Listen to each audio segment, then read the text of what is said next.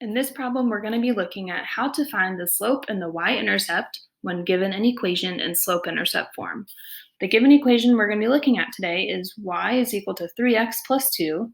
And before we start to figure out what's the slope and the y-intercept, we're going to talk really quickly about slope-intercept form.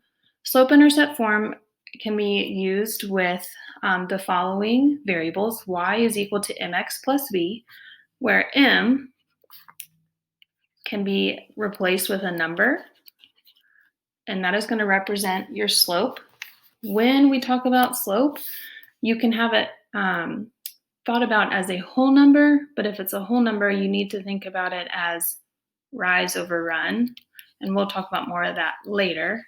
But slope, if it's ever in a fraction form, will always be considered, the top number will be how much you rise, and the bottom number will be how much that you would run.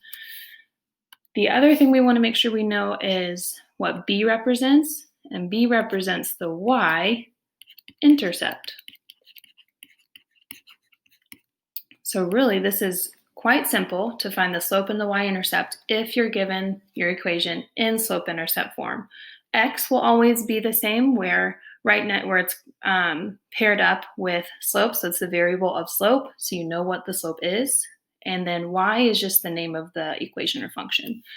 So the given equation one more time is y is equal to 3x plus 2. And according to what we just talked about right here, whatever variable x or whatever coefficient x is paired up with, that's the slope.